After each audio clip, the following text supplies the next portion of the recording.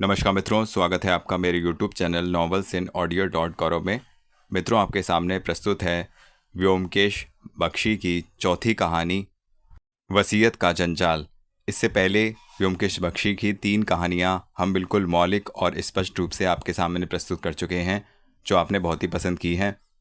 व्योमकेश बख्शी की कहानियां भारत क्या पूरे वर्ल्ड में फेमस हैं। आप इन कहानियों को अवश्य सुनें।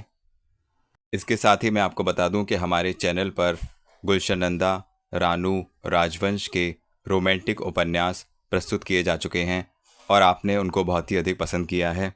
ये उपन्यास केवल आपको हमारे चैनल पर ही मिलेंगे। इसके अलावा देवकीनंदन खत्री का चंद्रकांता भी मौलिक रूप से प्रस्तुत किया गया है। तो यदि आपने हमारे चैनल को सब्सक्राइब नहीं किया है तो इसे सब्सक्राइब अवश्य कर लें, क्योंकि हमारे चैनल पर ही आपको मिलते हैं सामाजिक, रोमांटिक और थ्रिलर उपन्यास। तो प्रस्तुत है आपके सामने व्योमकेश बख्शी की चौथी कहानी वसीयत का जंजाल। सुबह करीब 10 बजे का समय होगा। मैं नहाने का सोच रहा था कि बगल वाले कमरे में फ़ोन की घंटी घनघना उठी। व्योमकेश ने जाकर फ़ोन उठाया। फिर उसकी आवाज़ सुनाई दी। हेलो, कौन साहब? विधु बाबू, नमस्कार। कैसे हैं आप? सब ठीक है ना सर? जी, क्या कहा? अरे वाह, मुझे आना है। ठीक है, कृपया पता बता दें।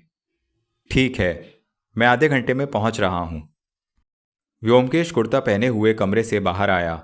चलो, एक जगह जाना है। मर्डर हुआ है। विधु बाबू ने हमें बुलाया है। मैंने उठकर पूछा, कौन विधु बाबू? Deputy commissioner? व्योमकेश ने मुस्कुराकर कहा, हाँ वे ही। पर कह नहीं सकता कि इसके लिए किसको धन्यवाद दूं। उनकी बातों से तो नहीं लगता कि उन्होंने स्वयं बुलाया है। शायद आदेश ऊपर से ही मिला है।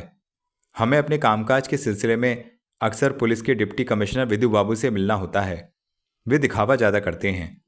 जब भी मौका मिलता है तो अपनी शेखी में हम लोगों को अपना लेक्चर पिलाना कभी नहीं भूलते और हर तरह से यह संकेत देने का प्रयास करते हैं कि व्योमकेश अपनी क्षमताओं और कौशल में उनसे बहुत नीचे है। व्योमकेश शेखी से भरी बातों को बहुत ही विनय से सुनता है और मन ही मन मुस्कुराता रहता है। विधु बाबू अपनी बुद्धि और काबिलियत दिखाने के चक्कर में अक्सर पुलिस फाइलों की अनेक गोपनीय सूचनाओं को भी लीक कर देते थे। इसलिए जब जब व्योमकेश को पुलिस की जानकारियों की जरूरत पड़ती, वह विधु बाबू का लेक्चर सुनने चला जाता था। विधु बाबू अपनी जवानी में इतने जड़बुद्धि नहीं थे। वे अपने कामकाज में चुस्त दुरुस्त थे, लेकिन पुलिस की घिसी पिटी नियमित कार्यप्रणाली की एक लयबद्ध निरंतरता ने उनके मस्तिष्क को भोतरा कर दिया था और उन्हें अब रूटीन कार्यों से ज़्यादा कुछ सुझाई नहीं देता था। उनके सहयोगी उनके पीछे उन्हें बुद्धू बाबू कहा करते थे।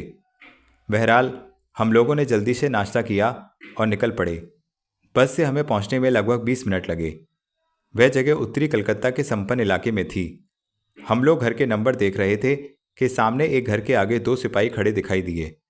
हम समझ गए कि वही पता है जहां हमें जाना है। व्योमकेश ने जब अपना नाम बताया तो वे सिपाही एक और हट गए। बाहर से वह 2 मंजिला मकान साधारण सा लग रहा था, लेकिन अंदर जाकर देखा तो काफी विशाल दिखाई दिया। बरामदे के बाहर सीढ़ियों के किनारे फूलों के गमले, अंदर गैलरी में पीतल के सजावटी गमलों में ताड़ के पौधे, विशाल एक्वेरियम में रंग बिरंगी मछलियां, कुल मिलाकर एक संपन्न परिवार के चिन्ह दिखाई दिए। सेंट्रल हॉल का मार्ग दोनों ओर की बालकनियों तक जाता था। तीसरा मार्ग सीढ़ियों से केंद्रीय कक्ष की तरफ जाता था। हम लोग दाईं ओर के कमरे की ओर बढ़े, जहां लोग एकत्र थे। कमरे के बीचों बीच अपना भारी शरीर लिए विधु बाबू कुर्सी पर बैठे बार बार अपनी सफ़ेद मूछों को ताप देकर अपनी मौजूदगी का ऐलान कर रहे थे। नौकर से पूछताछ हो चुकी थी। खानसामे की बारी थी। आंखों में आंसू लिए वह विधु बाबू के प्रत्येक प्रश्न पर भय से उछलकर कांपने लगता था। कुछ सिपाही खानसामा के पीछे खड़े थे। हमें देखते ही विधु बाबू के चेहरे पर हल्की नाराजगी का भाव दिखाई दिया। तो आए हैं आप लोग? बैठिए, ज़्यादा कुछ नहीं है। साधारण मर्डर है, कोई उलझन नहीं है। साफ पता लग रहा है कि किसने मर्डर किया। वारंट भी जारी किया गया है, लेकिन चीफ का आदेश था कि आपको बुलाया जाए, इसलिए। उन्होंने जोर की आवाज़ में गला साफ करते हुए कहा, हमारे डिपार्टमेंट में सवाल तो किया जाता नहीं। अब चूंकि आप आ गए हैं तो देख लें एक बार। हालांकि कुछ है नहीं वाकई।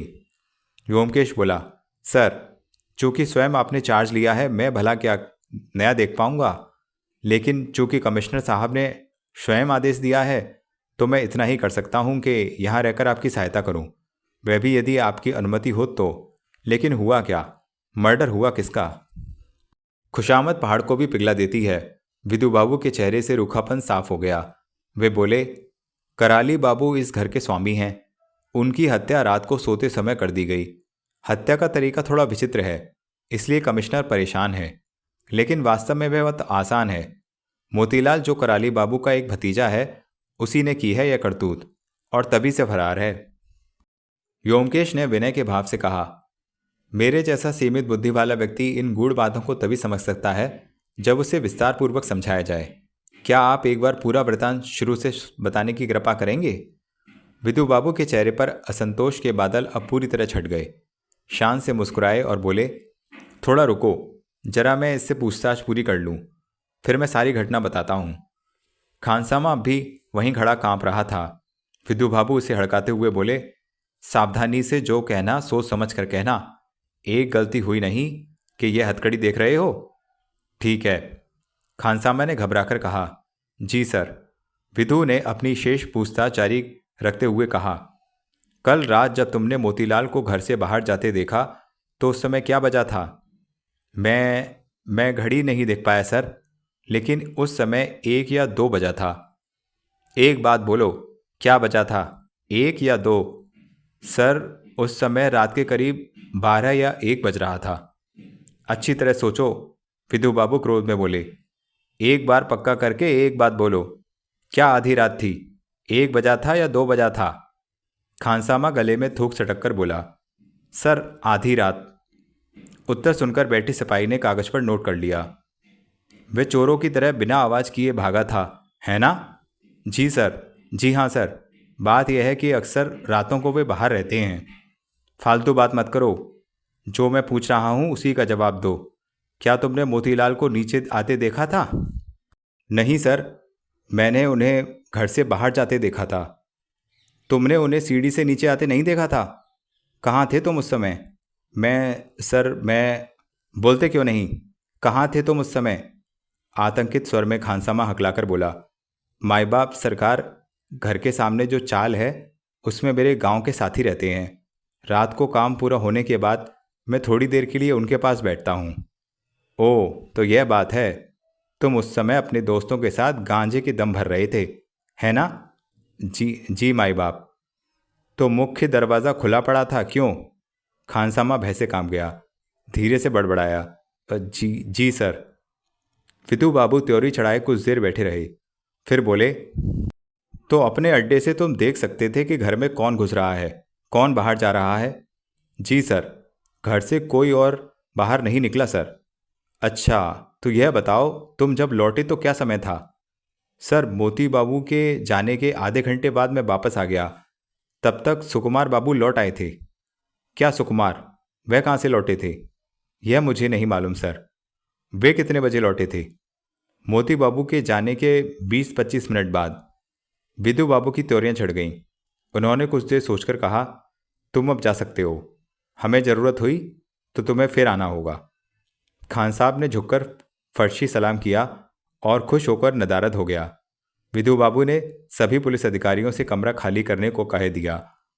कमरे में केवल व्योमकेश और मैं रह गए। उन्होंने हमारी ओर घूर कर कहा, देखा आप लोगों ने, एक आदमी ने सब कुछ कैसे उगल दिया। सब हो जाता है, केवल क्रॉस एग्जामिनेशन करना आना चाहिए।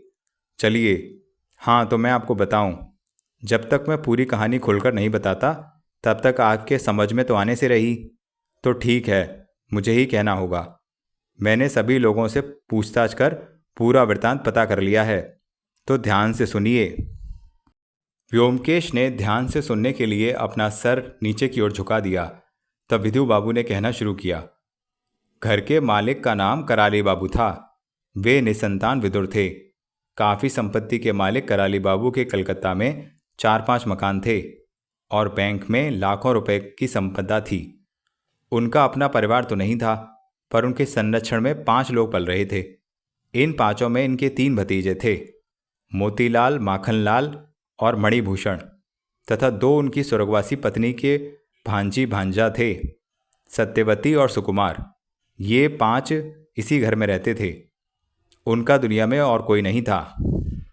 कराली बाबू क्रोधी स्वभाव के व्यक्ति थे। उन्हें गठिया की शिकायत थी।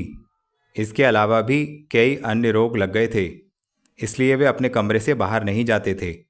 लेकिन पूरा घर उनके दैत्य की तरह डरता था। वे सनकी व्यक्ति थे और अपनी सनक में अपनी वसीयत बदलते रहते थे। आज एक के नाम, नाराज हुए तो दूसरे के नाम। इस प्रकार अब तक 3 वसीयत बना चुके थे, जो अब उनके लॉकर से प्राप्त हुई हैं।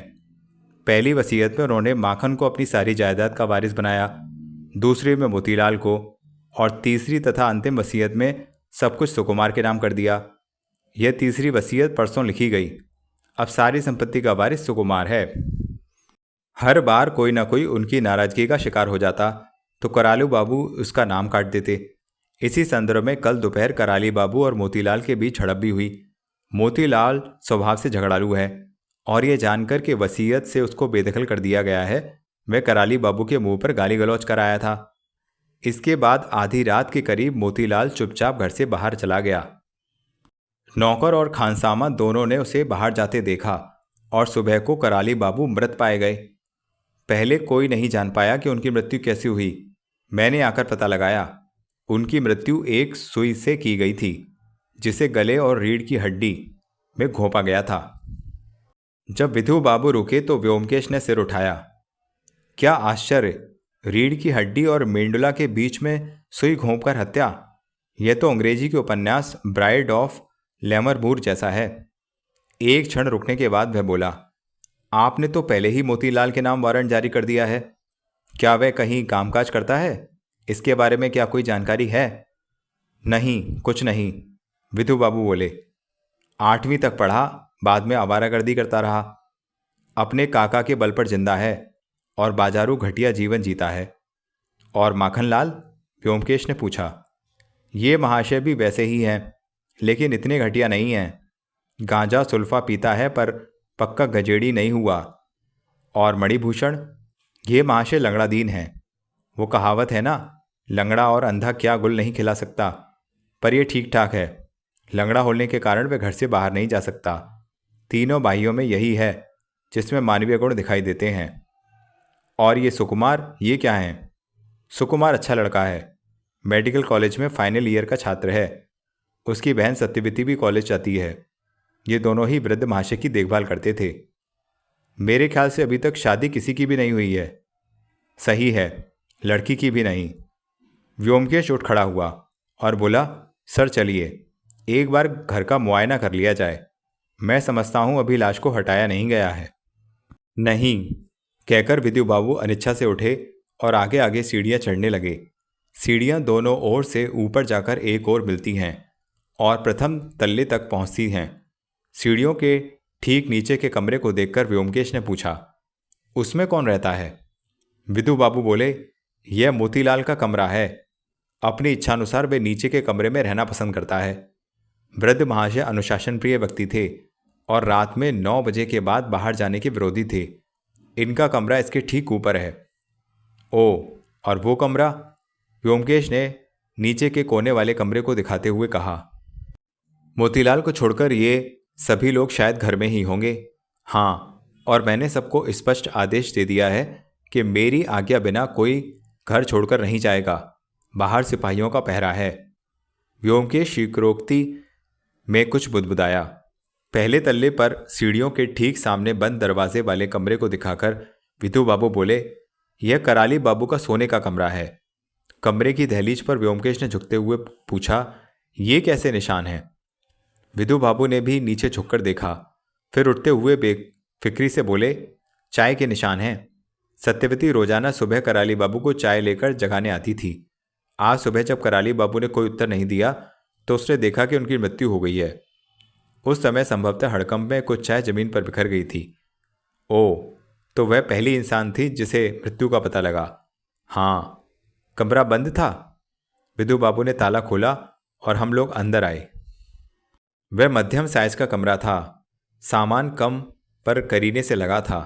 एक मिर्जापुरी कालीन बिछा हुआ था। कमरे के बीच में रखी मेज पर हाथ से काढ़ा गया मेजपोश बिछा था। कोने में हैंगर पर तय किया हुआ धोती कुर्ता लटका था। नीचे पॉलिश से चमकते जूतों की कतार लगी हुई थी। बाईं ओर पलंग था, जिसमें सफ़ेद चादर के नीचे जैसे करवट से कोई सो रहा था। चादर उसके कानों तक ढकी हुई थी। पलंग के पास एक स्टैंड पर दवाओं की बोतल और दवा नापने वाले कप कतार में लगे थे। पलंग के सिरहाने एक छोटी मेज पर पानी का जग और उल्टा गिलास रखा था। कमरे को देखकर लगता था कि उसका स्वामी अपने कमरे को स्वच्छ और टिपटॉप रखना पसंद करता था। कमरे की स्वच्छता देखकर यह अनुमान लगाना कठिन था कि इसमें पिछली रात में इसके स्वामी की हत्या हो गई है। तिपाई पर चाय का प्याला रखा हुआ था। व्योमकेश ने एक क्षण उस कप का मुआयना किया और मन ही मन बड़बड़ाने लगा, जैसे अपने से ही कुछ कह रहा हो। आधी चाय कप से गिरकर प्लेट में ही है। कप आधा भरा है, फिर नीचे कैसे गिरी? विदु बाबू ने व्योमकेश का बड़बड़ाना सुनकर एक गहरा निराशा का श्वास छोड़ा और बोले, अरे भाई, यही तो मैंने बताया था, वह लड़की। मैंने सुना है, व्योमकेश बोला, पर क्यों? विदु बाबू ने इस व्यर्थ प्रश्न का उत्तर देना उचित न समझा। मुंह बिचकाकर वे दूसरी ओर खिड़की के बाहर देखने लगे। व्योमकेश ने बहुत ही सावधानी से चाय के प्याले को उठाया। चाय के ऊपर सफ़ेद परत जम गई थी। उसने पास में रखी चम्मच से चाय को हिलाकर उसका एक घूंट पिया, मुंह पोंछा और पलंग के पास पहुंच गया। काफ़ी देर तक लाश पर नज़र गड़ाने के बाद व्योमकेश ने पूछा, लाश को तो छुआ गया या ना ही है ना? वैसी है जैसे पाई गई थी? विदु बाबू ने, जो अब तक खिड़की में से ताक रहे थे, जवाब दिया, हाँ, केवल चादर को सिर तक ढक दिया गया है और मैंने वह सुई निकाल ली है। व्योमकेश ने आहिस्ता से चादर को नीचे खींचा। एक दुबली पतली वृद्ध काया करवट से लेटी थी। लगा जैसे वे गहरी नींद में अब भी सो रहे हैं। उनके सफ़ेद बालों के नीचे माथे की त्वचा में लाइनें और झुर्रियाँ थीं। इसके अलावा चेहरे पर किसी दर्द का भाव नहीं था। व्योमकेश ने शरीर को हिलाए डुलाए बगैर बारीकी से जांचा। उसने पीछे गर्दन के ऊपर बालों को उठाकर देखा। सावधानी से नाक के पास कुछ देखने के बाद उसने विदु बाबू को बुलाया और बोला, सर, मुझे विश्वास है कि आपने पूरे शरीर का अच्छे से मुआयना कर लिया होगा, लेकिन मैं आपका ध्यान दो बातों पर दिलाना चाहता हूँ। गर्दन में सुई घोंपने के 3 निशान हैं। विदु बाबू ने पहले इन्हें नहीं देखा था। जब उन्होंने देखा तो बोले, हाँ, लेकिन इसमें क्या खास बात है? जाहिर है कि वर्टेब्रा और मेडुला के संधि स्थल को ढूंढने में हत्यारे को 3 बार कोशिश करनी पड़ी हो। और दूसरी बात क्या है? क्या आपने नाक देखी है? नाक? जी, नाक। विदु बाबू ने झुककर नाक को देखा। मैंने भी झुककर नज़दीक से देखा। नाक के छेदों के इर्द गिर्द कुछ छोटे छोटे चिन्ह हैं, जैसे सर्दियों में त्वचा फटने से हो जाते हैं। विदु बाबू ने कहा, शायद उन्हें सर्दी जुकाम हुआ हो। उस स्थिति में बार बार नाक पोंछने पर कुछ चिन्ह हो जाते हैं। पर इससे इस केस का क्या मतलब निकलता है भाई? यह तो बताओ, उन्होंने मजाक के लहजे में कहा। कुछ नहीं, कुछ नहीं, चलिए हम लोग बगल के कमरे में चलते हैं। शायद वह कराली बाबू का कमरा काम करने का था, जिसमें वे अधिकांश समय बिताते थे। कमरे में मेज, कुर्सियां, टाइपराइटर और बुक शेल्फ थे। विदु बाबू ने मेज पर लगे लॉकर की ओर इशारा करके बताया, उनकी सभी वसीयतें यहीं से मिली हैं। व्योमकेश ने कमरे का फिर से मुआयना किया। लॉकर में और कोई कागज नहीं मिला। कमरे की दूसरी ओर छोटा सा टॉयलेट था। व्योमकेश ने झांककर देखा और वापस आते हुए बोला, अब और कुछ नहीं देखना है, चलिए हम लोग सुकुमार बाबू के कमरे में चलते हैं। वही ना अंतिम वारिस में हकदार हैं? अरे हाँ, क्या मैं एक बार उस सुई को देख सकता हूँ? विदु बाबू ने जेब से एक लिफाफा निकालकर उसमें से सुई को निकालकर 2 उंगलियों में पकड़कर दिखाया। वह साधारण सुई से बड़ी थी, जैसी कि मोटे धागे की सिलाई में इस्तेमाल होती है। सुई के छेद में धागा अटका हुआ था। व्योमकेश ने बड़ी बड़ी आंखों से देखा और धीरे से बोला, आश्चर्य, बड़ा आश्चर्य है। क्या आश्चर्य है? यह धागा देख नहीं रहे? यह काला रेशमी धागा। हाँ, वो तो मैं देख रहा हूँ, पर ईश्वर के लिए यह तो बताइए कि इसमें आश्चर्य क्या है? सुई में धागा है। व्योमकेश ने एक नज़र विदु बाबू के चेहरे पर डालकर स्वयं ही अपना मजाक बनाने लगा। वाकई, अब इसमें क्या आश्चर्य?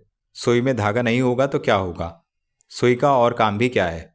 उसने सुई को लिफाफे में रखते हुए कहा और विदु बाबू को लिफाफा लौटा दिया। चलिए अब सुकुमार बाबू के कमरे में चलते हैं। गलियारे में दाईं तरफ सोने का कमरा सुकुमार बाबू का था। दरवाज़ा बंद था। विधु बाबू ने खटखटाए बगैर धक्का खोल दिया। सुकुमार मेज पर कोहनी रखकर बैठा था और हाथों में सिर को पकड़े हुए था। हमारे प्रवेश करते ही वह उठ गया। एक ओर पलंग था, दूसरी ओर मेज, कुर्सी और बुकशेल्फ था। ऊंचे डेस्क दीवार से लगे हुए थे। मेरे अनुमान में सुकुमार की उम्र 24-25 के लगभग होगी। देखने में आकर्षक, शरीर गठा हुआ, लेकिन घर में भयानक दुर्घटना के प्रभाव ने पूरे शरीर को पीला करके त्वचा को सुखा दिया था। आंखों के नीचे स्याह गोले उभर आए थे। हम तीनों को अंदर आते देखकर उसकी आंखों में भय तैरने लगा। विधु बाबू ने कहा, सुकुमार बाबू, ये व्योमकेश बख्शी हैं, ये आपसे बात करना चाहेंगे। सुकुमार ने गला साफ करते हुए कहा, बैठिए बैठिए ना। व्योमकेश उसकी मेज के सामने बैठ गया। उसने मेज पर रखी पुस्तक ग्रेज एनाटॉमी को उठाया और उसके पृष्ठ पलटते हुए बोला, कल आधी रात को आप कहाँ से आए थे सुकुमार बाबू? सुकुमार चौंक पड़ा, फिर धीमी लरस्ती आवाज में बोला, मैं रात को फिल्म देखने चला गया था। पृष्ठों को उलटते हुए बिना सिर उठाए ही व्योमकेश ने पूछा, कौन से सिनेमा हॉल में? चित्रा। विधु बाबू ने नाराजगी के स्वर में कहा, आपको यह मुझे पहले बताना चाहिए था। क्यों नहीं बताया आपने? सर, मैंने सोचा था कि यह इतना महत्वपूर्ण नहीं है, इसलिए। विधु बाबू ने और भी तेज आवाज में कहा, यह हम तय करेंगे कि यह महत्वपूर्ण है या नहीं। क्या आपके पास कोई सबूत है कि आप चित्रा सिनेमा गए थे? सुकुमार ने कुछ क्षण सिर झुकाए सोचा, फिर उठकर रैक पर टंगे कुर्ता के पॉकेट से गुलाबी रंग की एक चिट निकालकर विधु बाबू की ओर बढ़ा दी। वह सिनेमा के टिकट का आधा भाग था। विधु बाबू ने उसे ठीक से जांचा और अपनी डायरी खोलकर रख लिया। कुछ और प्रश्नों को पलटते हुए व्योमकेश ने पूछा, शाम के शो के बजाय 9 बजे के शो में जाने का आपके पास कोई विशेष कारण था? सुकुमार का चेहरा सफ़ेद पड़ गया, फिर भी उसने धीरे से कहा, नहीं, ऐसा कोई कारण नहीं था, ऐसा कुछ भी नहीं था। व्योमकेश बोला, निश्चित रूप से आपको मालूम था कि कराली बाबू को रात में किसी का देर से आना पसंद नहीं था। सुकुमार के पास कोई उत्तर नहीं था। वह चुपचाप भलिल मुख लिए खड़ा रहा। एकाएक व्योमकेश ने सुकुमार को अपनी आंखें खोलकर देखा और पूछा, आपने अंतिम बार कराली बाबू को कब देखा था? सुकुमार ने मुंह में थूक सटकते हुए कहा, कल शाम करीब 5 बजे। क्या आप उनके कमरे में गए थे? हाँ। क्यों? सुकुमार ने अपनी आवाज़ को नियंत्रित करने का प्रयास किया और धीमे स्वर में कहा, मैं काका से अपनी वसीयत के बारे में कुछ कहने के लिए गया था। उन्होंने अपनी वसीयत में मोती दा को बेदखल करके सारी संपत्ति मेरे नाम कर दी थी। इसको लेकर दोपहर में उनकी और मोती दा के बीच झड़प भी हुई थी। मैं काका के पास ये कहने गया था कि मैं नहीं चाहता कि सारी संपत्ति केवल मेरे नाम ही की जाए, बल्कि हम सबको बराबर हिस्से में विभाजित कर दी जाए। फिर उन्होंने मेरी बात सुनी तो क्रोध में उन्होंने मुझे कमरे से निकल जाने का आदेश दिया। आप निकल आए? हाँ। उसके बाद मैं फणी के कमरे में गया। बात करते करते काफ़ी देर हो गई थी। मेरा मन बड़ा विचलित हो रहा था। सोचा क्यों ना कोई फिल्म देख लूं। फणी ने भी मेरे प्रस्ताव का अनुमोदन किया था, इसलिए मैं चुपचाप निकल आया, यह सोचकर कि काका को पता भी न चलेगा। प्रत्यक्षतः विधु बाबू सुकुमार की दलील पर पूर्णतः संतुष्ट दिखाई दिए, लेकिन व्योमकेश के चेहरे पर अब भी शिकन मौजूद थी, जिसे देखकर विधु बाबू ने कुछ उखड़े हुए स्वर में कहा, व्योमकेश बाबू, आप अपनी मंशा क्यों नहीं बताते? क्या आप सुकुमार बाबू पर हत्यारा होने का शक कर रहे हैं? व्योमकेश उठ खड़ा हुआ और बोला, अरे नहीं नहीं, बिल्कुल नहीं। चलिए हम लोग अब सुकुमार बाबू की बहन के कमरे में चलते हैं। विधु बाबू ने अब रूखी आवाज़ में कहा, ठीक है चलिए, लेकिन वह बेचारी कुछ नहीं जानती, और दरअसल में उस बेचारी लड़की की बेवजह क्या इस सब में घसीटना जरूरी है? मैंने पहले ही उसका बयान ले लिया है। व्योमकेश ने अनमने स्वर में उत्तर दिया, जी हाँ, जरूर जरूर, फिर भी बस एक बार यदि मैं। लड़की का कमरा गलियारे की दूसरे छोर पर था। विधु बाबू ने दरवाज़ा खटखटाया। लगभग आधे मिनट बाद एक 17-18 वर्ष की लड़की ने दरवाज़ा खोला और हमें देखकर एक और हो गई। कुछ संकोच के साथ हम लोग कमरे के अंदर प्रविष्ट हुए। हमारे पीछे सुकुमार, जो हमारे पीछे पीछे आ रहा था, कमरे में घबराया हुआ और पलंग पर लेट गया। प्रवेश करते समय मैंने लड़की को देख लिया था। वह कद में ऊंची, दुबली और सांवली लड़की थी। बार बार रोने से उसकी आंखें सूजी आई थीं, इसलिए यह कहना मुश्किल है कि वह सुंदर कही जाएगी या नहीं। उसके बाल उलझे और तितर बितर थे। शोक में डूबी एक लड़की से यूं पूछताछ मेरे लिए भी क्रूरता से कम नहीं थी, और इसके लिए मन ही मन में व्योमकेश से नाराज भी हो रहा था। लेकिन फिर मैंने व्योमकेश की आंखों में संकोच के बावजूद एक प्रकार की मजबूरी की झलक भी देखी थी। व्योमकेश ने विनम्रता से हाथ जोड़कर अभिवादन करते हुए कहा, क्षमा करें, मैं आपको थोड़ा कष्ट दूंगा। मैं समझता हूँ आपको कोई परेशानी नहीं होगी। घर में जब ऐसी दुख भरी घटनाएं घटती हैं तो अनेक कठिनाइयों के साथ साथ पुलिस की तफ्तीश जैसी छोटी छोटी दिक्कतें बर्दाश्त करनी पड़ती हैं। विदु बाबू ने फौरन विरोध प्रकट किया, बौखलाकर गरजे, पुलिस को क्यों बदनाम करते हो? आप पुलिस में नहीं हैं? व्योमकेश ने विदु बाबू की आवाज़ को अनसुना करते हुए अपने उसी लहजे में कहा, अधिक कुछ नहीं, वही कुछ नियमित प्रश्न, कृपया बैठ जाएं। और उसने कुर्सी की ओर संकेत किया।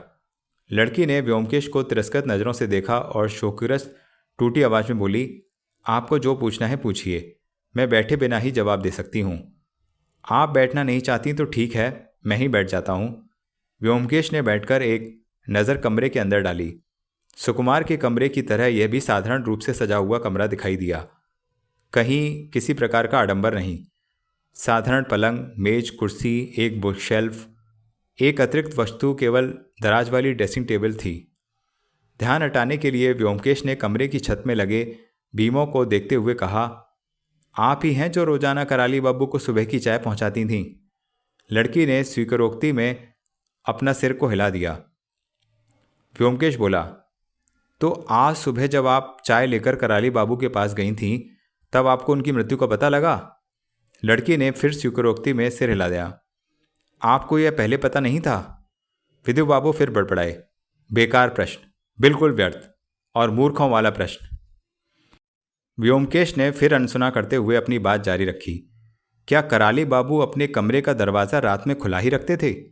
हाँ, घर में किसी को भी दरवाज़ा बंद करने की अनुमति नहीं थी। काका भी रात में सोते समय दरवाज़ा खुला ही रखते थे। अच्छा फिर? जैसे अब धैर्य का पैमाना चुक गया हो, विदु बाबू चिल्लाए, बस बहुत हुआ, अब चलिए यहाँ से। ऐसे फिजूल सवालों से बेचारी लड़की को परेशान करने की कोई ज़रूरत नहीं। आपको पता ही नहीं क्रॉस एग्जामिन कैसे किया जाता है। इस घटना ने व्योमकेश के चेहरे से विनम्रता के आवरण को उतार फेंका। एक घायल बाघ की तरह विदु बाबू पर टूट पड़ा। उसने कड़कती पर सीधी आवाज में कहा, यदि आप इसी तरह मेरे काम में बाधा पहुंचाते रहे तो मुझे कमिश्नर से शिकायत करनी पड़ेगी कि आप मेरी जांच पड़ताल में बाधा पहुंचा रहे हैं। क्या आप जानते हैं कि ऐसे केस पुलिस के कार्यक्षेत्र में नहीं पड़ते बल्कि सीआईडी के होते हैं? विदु बाबू एकदम सन्न रह गए, आश्चर्यचकित। इतना कि उन्हें कोई थप्पड़ भी मार देता तो उतने आश्चर्यचकित नहीं होते। वे कुछ क्षण आग्ने नेत्रों से व्योमकेश को घूरते रहे। कुछ बोलने को उतावले दिखे पर अपने आप को जब्त कर लिया और क्रोध में पैर फटकारते हुए कमरे से बाहर निकल गए। व्योमकेश ने दोबारा ध्यान केंद्रित करके फिर पूछा, आपको कराली बाबू की मृत्यु का पता पहले नहीं लगा? सावधानी से सोचकर उत्तर दीजिए। मैंने सोच लिया है, मुझे पहले पता नहीं लगा। उसकी आवाज़ में एक प्रकार की जिद का एहसास था। व्योमकेश कुछ देर शांति से बैठा रहा पर उसकी भ्रकटी तनी हुई थी। वह फिर बोला, चलिए अब मुझे यह बताइए कि कराली बाबू चाय में कितनी चीनी पीते थे? लड़की बड़ी बड़ी आंखों से ताकती रही, फिर आहिस्ता से बोली, चीनी? काका अपनी चाय में काफ़ी चीनी पीते थे, 3-4 चम्मच चीनी। दूसरा प्रश्न बंदूक से निकला बुलेट जैसा था, तब आपने सुबह की चाय में चीनी क्यों नहीं डाली? यह सुनते ही लड़की का चेहरा सूख गया। उसने चारों ओर भय से देखा, फिर अपने ओठों को काटते हुए अपने पर नियंत्रण किया और बोली, शायद मैं भूल गई, कल से मेरी तबीयत ठीक नहीं थी। क्या कल आप कॉलेज गई थीं? हाँ, भर्राई आवाज में अब भी जिद थी। कुर्सी से उठते हुए व्योमकेश बहुत आहिस्ता से बोला, यदि आप सब कुछ मुझे बता दें तो हमें बहुत लाभ होगा, आपका भी फायदा होगा। लड़की वैसे ही ओठ दबाए खड़ी रही, बोली कुछ नहीं। व्योमकेश ने दोहराया, बताने की कृपा करेंगी? लड़की ने धीरे से एक एक शब्द नाते हुए कहा। इसके बाद आगे मुझे कुछ नहीं मालूम। व्योमकेश के मुंह से एक निश्वास निकल पड़ा। बातचीत के दौरान इसकी निगाह मेज पर रखी सिलाई की टोकरी पर पड़ रही थी। वह उठकर उसके पास पहुंच गया। उसने पूछा, मुझे लगता है यह आपकी है? हाँ। व्योमकेश ने टोकरी को खोलकर देखा। अंदर एक अधूरे मेजपोश के साथ रंगीन धागों के गुच्छे पड़े हैं। व्योमकेश ने उन गुच्छों को हाथ में उठाया और मन ही मन बड़बड़ाते हुए गिनने लगा। लाल, नीला, काला, अच्छा काला भी। उसने धागों की टोकरी में रखते हुए कुछ और भी ढूंढा। उसने तय किए मेजपोश को भी खोलकर देखा और लड़की को देखते हुए पूछा, सुई कहाँ गई? लड़की तब तक पत्थर की मूर्ति बन चुकी थी। उसके मुंह से केवल एक शब्द निकला, सुई। व्योमकेश ने कहा, हाँ सुई, जिससे आप सिलाई करती हैं। वो कहाँ गई? लड़की कुछ कहना चाहती थी लेकिन कह नहीं पाई। एकाएक वह मुड़ी और दादा शब्द बड़बड़ाती हुई पलंग पर बैठे सुकुमार की ओर दौड़ी और उसकी गोद में सिर रखकर फूट फूट कर रोने लगी। सुकुमार घबरा गया। उसका सिर ऊपर करके कोशिश करते हुए कहता रहा, सत्या, सत्या। सत्यवती ने सिर ऊपर नहीं उठाया। वह रोती रही।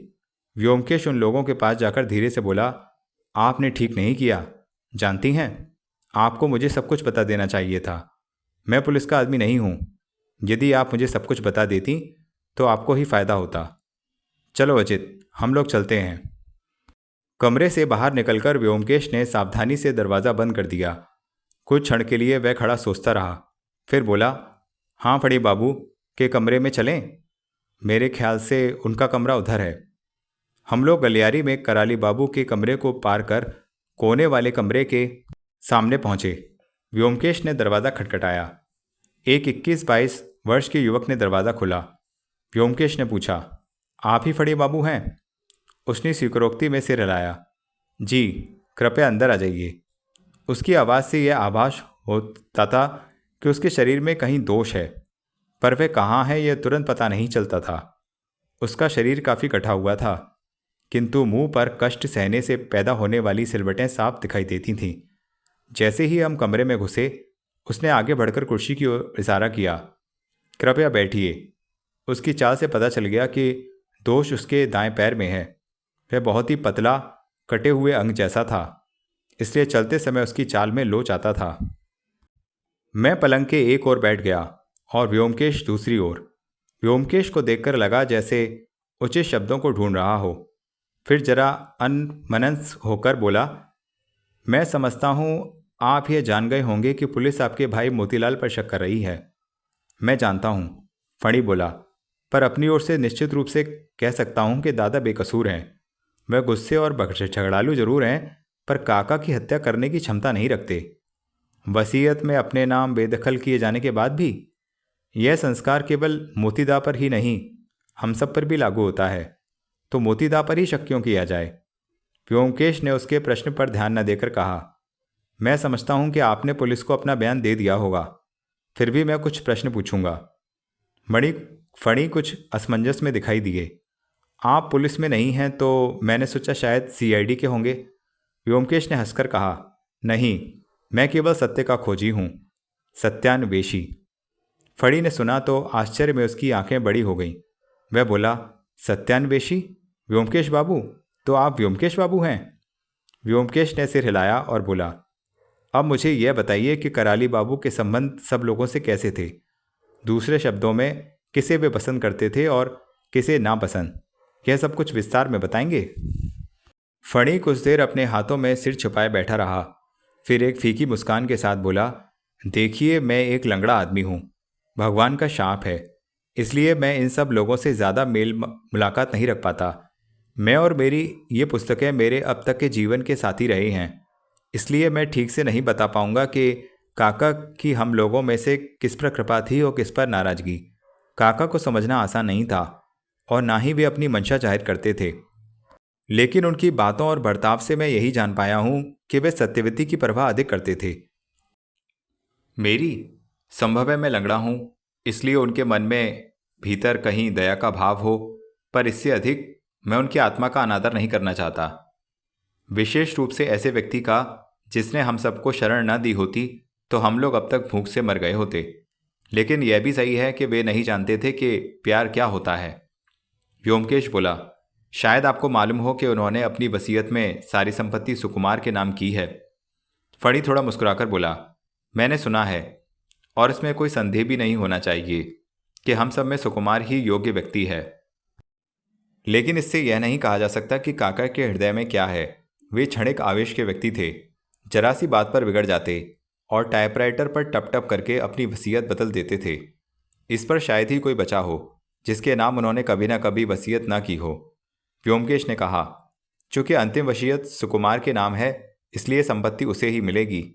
फणी बोला, अच्छा, मुझे कानून की इतनी जानकारी नहीं है। कानून तो यही कहता है।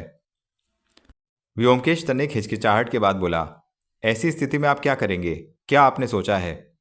फड़ी ने निराशा में अपने बालों पर हाथ फेरा और खिड़की से बाहर देखते हुए बोला, मुझे नहीं मालूम मैं क्या करूंगा, कहाँ जाऊंगा।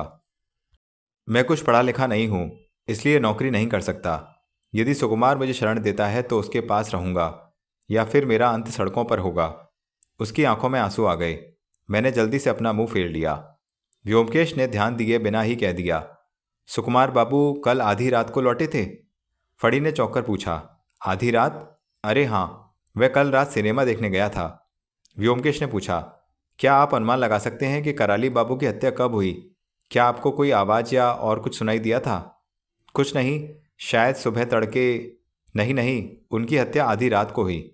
व्योमकेश ने उठकर अपनी घड़ी देखी और बोला, ओ 2:30 बज गया, अब काफ़ी है, चलो अजित, मुझे बहुत भूख लगी है। हम लोगों ने सुबह से कुछ नहीं खाया है। अच्छा, नमस्कार। ठीक उसी समय नीचे शोरगुल सुनाई दिया। दूसरे ही क्षण एक व्यक्ति हाँफता हुआ दरवाज़ा खोलकर घुसा और बोला, ए फणी, पुलिस मोतीदा को पकड़ लाई है। किंतु हमें देखते ही रुक गया। व्योमकेश ने कहा, आप ही माखन बाबू हैं? माखन भय से पीला पड़ गया और मैं कुछ नहीं जानता कहते हुए तेजी से बाहर चला गया। हम लोगों ने नीचे आकर देखा। ड्राइंग रूम में बहुत अफरा तफरी मची हुई थी। विधु बाबू नहीं थे। उनकी जगह स्थानीय चौकी का इंस्पेक्टर कुर्सी पर बैठा हुआ था। उसके सामने दो सिपाही एक व्यक्ति को पकड़े हुए थे जिसके मुंह पर हवाइयाँ उड़ रही थीं। वह चिल्ला रहा था, काका की हत्या हो गई। देखिए सर, मैं कुछ नहीं जानता। मैं किसी की भी कसम खा सकता हूँ। मैं एक मूर्ख शराबी हूँ और मैंने रात दलामे के यहाँ गुजारी है। वह गवाही दे देगी। इंस्पेक्टर अपना काम जानता था। वह इस सब के बीच चुपचाप बैठा था। उसने जब हमें आते देखा तो बोला, व्योमकेश बाबू, ये है मोतीलाल, विधु बाबू का मुजरिम। आपको यदि कुछ पूछना हो तो पूछ लें। व्योमकेश बोला, इन्हें कहाँ पकड़ा? सब इंस्पेक्टर जिसने उसे पकड़ा था बोला, बदनाम इलाके में एक वेश्या के कोठे से। मोतीलाल ने फिर फरियाद शुरू कर दी, मैं दलीमे के कोठे पर सो रहा था। कौन बेहुदा कहता है? व्योमकेश ने हाथ के इशारे से उससे चुप किया। आप तो रोजाना तड़के सुबह लौट आते हैं, आज क्या हो गया? मोतीलाल ने खूंखार लाल आंखों से चारों ओर देखा और बोला, क्या हो गया क्या? मैं नशे में मदहोश था। मैंने रात में विस्की की 2 बोतलें खाली कर दी थीं, इसलिए सुबह उठ नहीं पाया। व्योमकेश ने इंस्पेक्टर को देखकर सिर हिला दिया। इंस्पेक्टर बोला, इसे ले जाओ और बंद कर दो। जैसे ही सिपाही मोतीलाल को ले जाने लगे उसने चीखना चिल्लाना शुरू कर दिया। व्योमकेश ने पूछा, विधु बाबू कहाँ हैं? वे करीब घंटा भर पहले चले गए और बोलकर गए हैं कि शाम को 4 बजे के लगभग आएंगे। तो ठीक है, हम लोग भी चलते हैं। हम लोग कल सुबह आएंगे। अरे हाँ, यह तो बताइए कि क्या सभी कमरों की तलाशी हो चुकी है? कराली बाबू और मोती बाबू के कमरों की तलाशी हो चुकी है। विधु बाबू ने और किसी कमरे की तलाशी को जरूरी नहीं समझा। मोतीलाल के कमरे से कुछ निकला? कुछ नहीं। मैं वसीयत को पढ़ नहीं पाया हूँ। मेरे ख्याल से विधु बाबू ने उन्हें सील कर रख दिया है। खैर, कल तक देख लूँगा। तो ठीक है, फिर मिलते हैं। इस बीच कोई नई घटना घटे तो कृपया खबर करेंगे। और हम लोग घर वापस आ गए। रात में व्योमकेश ने कराली बाबू के घर का एक नक्शा बनाया और उसे मुझे दिखाने लगा। वह देखो, कराली बाबू के कमरे के ठीक नीचे मोतीलाल का कमरा है। माखन उसके बगल वाले कमरे में रहता है। फड़ी के कमरे के नीचे ड्राइंग रूम है जिसमें पुलिस ने अपनी दुकान लगाई है। सत्यवती का कमरा रसोई घर के ऊपर है और खानसामा सुकुमार के कमरे के नीचे सोता है। मैंने पूछा, इस नक्शे का क्या उपयोग है? कुछ नहीं, व्योमकेश ने कहा और नक्शे का अध्ययन करने में लगा। मैंने पूछा, तुम्हें क्या लगता है, मोतीलाल ने हत्या नहीं की है या की है? नहीं, उसने नहीं की है, यह तो निश्चित है। तो कौन हो सकता है? यह कहना बहुत मुश्किल है। यदि मोतीलाल को अलग कर दिया जाए तो रहते हैं फणी, माखन, सुकुमार और सत्यवती। इनमें से कोई भी हो सकता है। इन सबका उद्देश्य एक ही रहेगा। मैंने चकित होकर कहा, सत्यवती भी? क्यों नहीं? लेकिन वह तो स्त्री है। यदि कोई स्त्री किसी को प्यार करती हो तो वह उसके लिए कुछ भी कर सकती है। लेकिन इसमें उसका व्यक्तित्व हित क्या है? वसीयत तो उसके भाई को मिलने वाली थी। तुम अब तक समझे नहीं। जब एक व्यक्ति किसी भी क्षण में अपनी वसीयत बदल देता हो, यदि उसे ही हटा दिया जाए तो उसके वसीयत बदलने का प्रश्न ही नहीं रह जाता। मैं किंकर्तव्य विमूढ़ बना बैठा ही रह गया। मैंने यह भी तो सोचा नहीं था। मैंने कहा, तो अब तुम सोच रहे हो कि सत्यवती? मैंने यह तो नहीं कहा। हो सकता है सुकुमार हो, यह भी हो सकता है कि कोई बाहरी व्यक्ति हो, किंतु सत्यवती कोई साधारण स्त्री नहीं है। मैं फिर सोचने लगा। पिछले कुछ घंटों में इतनी अप्रत्याशित घटनाएं घट चुकी हैं, इतनी परस्पर विरोधी शंकाएं आती जाती रही हैं कि घटना को एक सूत्र में बांधना लगभग असंभव है। जितना सुलझाने का प्रयास होता है, मामला उतना ही उलझता जा रहा है। अंततः मैंने प्रश्न किया, लाश को देखने के बाद तुम्हारा विचार क्या है? मेरा मत यह है कि कराली बाबू की हत्या से पूर्व हत्यारे ने उन्हें क्लोरोफॉर्म से बेहोश किया है। यह कैसे जाना? हत्यारे ने गले में 3 बार छेद किया।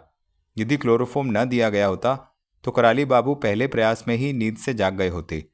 तुम्हें याद है, नाक पर वे चिन्ह, ये क्लोरोफॉर्म देने के ही चिन्ह हैं। और सुई को 3 बार छेदने का रहस्य क्या है? इसका अर्थ है कि हत्यारा पहले दोनों छेदों में सही स्थल को नहीं ढूंढ पाया। लेकिन यह उतना महत्वपूर्ण नहीं है, बल्कि महत्वपूर्ण यह है कि हत्यारा सुई को ही क्यों गड़ा वहाँ छोड़ गया। काम हो जाने के बाद यदि उसे हटा दिया जाए तो सबूत भी हट जाता, तो क्यों उसे वहाँ छोड़ा जाए? हो सकता है जल्दी में उसे निकालना ही भूल गया हो। लेकिन एक बात और, तुम्हें यह कैसे मालूम हुआ कि हत्या आधी रात को हुई? यह तो केवल अनुमान है, लेकिन अगर सत्यवती ने कभी सच बोला, तुम देखोगे कि मैं सही हूँ। डॉक्टर की रिपोर्ट मेरी बात का सत्यापन करेगी। व्योमकेश बैठकर छत की ओर ताकता रहा। फिर बोला, सुकुमार की मेज पर जो पुस्तक रखी थी उसका शीर्षक था ग्रेस एनाटॉमी। पूरी पुस्तक में केवल एक ही पृष्ठ पर कुछ लाइनों के नीचे लाल पेंसिल से मार्क किया गया था। अच्छा, वे लाइन क्या हैं? वे लाइन थीं, यदि मेडुला और पहली वर्टेब्रा के संधि स्थान पर सुई घोंपी जाए तो तत्काल मृत्यु हो जाती है। मैं जोश में लगभग उछल पड़ा। तब क्या? पर विचित्र बात यह है कि मैंने सुकुमार की मेज पर कहीं भी लाल पेंसिल को नहीं पाया। एकाएक व्योमकेश फर्श पर चहलकदमी करने लगा। उसकी आंखों पर चढ़ी त्योरियां स्पष्ट दिखाई दे रही थीं। मेरे दिमाग में प्रश्नों की छड़ी लगी हुई थी, लेकिन व्योमकेश को छेड़ने की हिम्मत नहीं हो रही थी। मुझे मालूम था इस समय कुछ पूछना मतलब उसकी डांट सुनना होगा। रात को सोते समय उसने एक ही प्रश्न पूछा, तुम एक लेखक हो, तुम यह बता सकते हो कि अंग्रेजी शब्द थिम्बल का उद्गम क्या है? आश्चर्यचकित मैंने कहा, थिम्बल तुम्हारा मतलब है होल्डर, जो दर्बी लोग सिलाई के लिए अपनी उंगली में पहन लेते हैं? बिल्कुल सही, वही।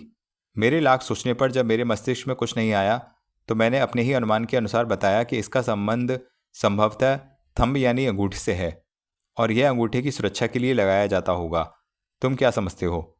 संभव है कि वह थंब और हम्बल शब्दों का मिश्रण हो?